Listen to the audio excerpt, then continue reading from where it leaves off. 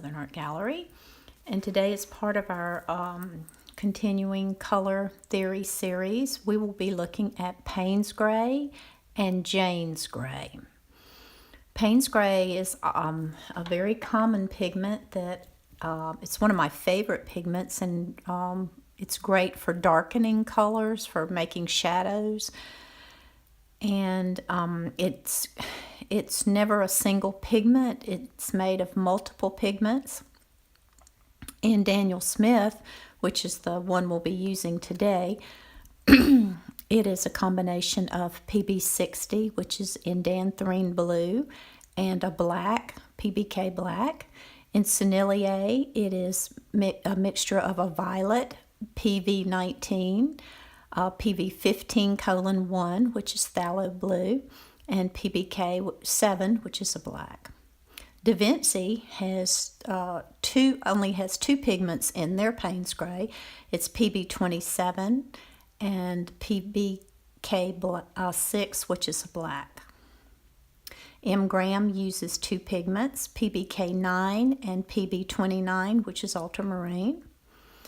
And Winsor Newton uses PB15, which is phthalo blue, PBK6, which is a black, and PV19, which is a violet.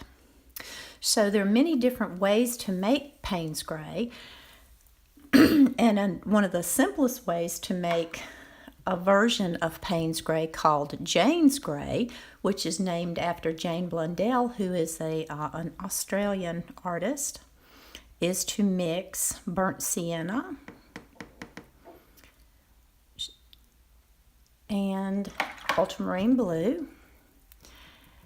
And by doing this, you get this gray, and you don't really have to purchase Paynes gray at all. Now, the reason that I keep Paynes gray on my palette is because I use a ton of it. So I'm always mixing it and I use it primarily for backgrounds. So I like the Daniel Smith because this is a Paynes blue gray. It's a new color by Daniel Smith. So let's just look at using Paynes gray to darken colors. So if we take lemon yellow, let's see, we should get some sort of a dark green there. And you can see we get a very nice green, very foresty kind of green there. So Paynes gray is just a wonderful color to darken anything. So let's try nickel azo. And I've already started mixing that, sorry.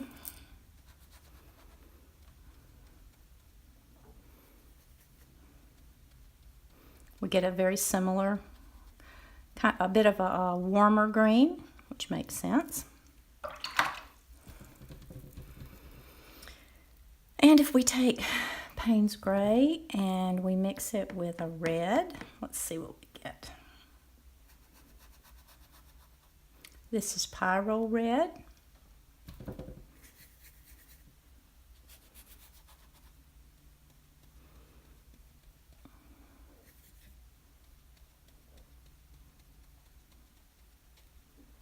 And we get close to a black, which is, anytime you mix a green and a red, you get a black.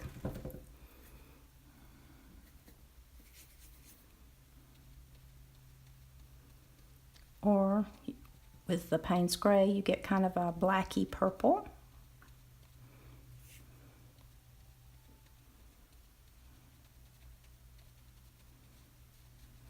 So it's a very versatile color. Let's take quinacridone magenta.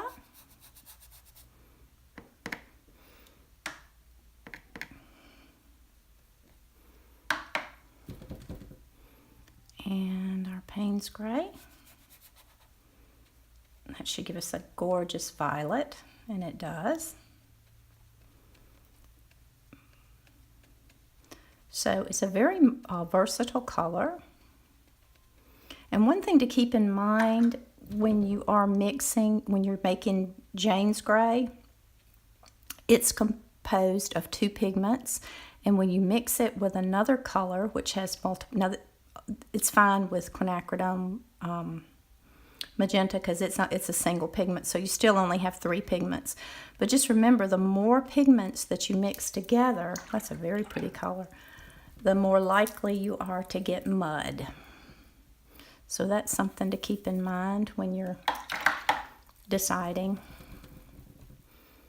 Let's take something, let's see how dark we can get if we go with dioxazine violet and Paynes gray.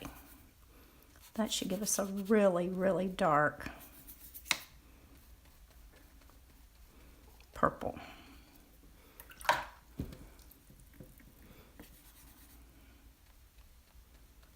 And it does. Very nice purple there.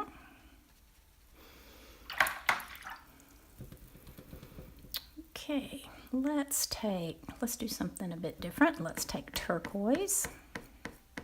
And this is Turquoise by Holbein.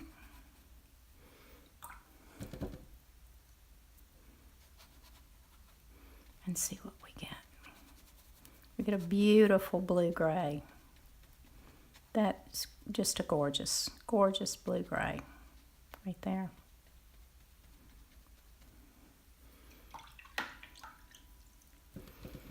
Let's see if we take quinacridone gold. And I did not pre-wet these paints, which I should have.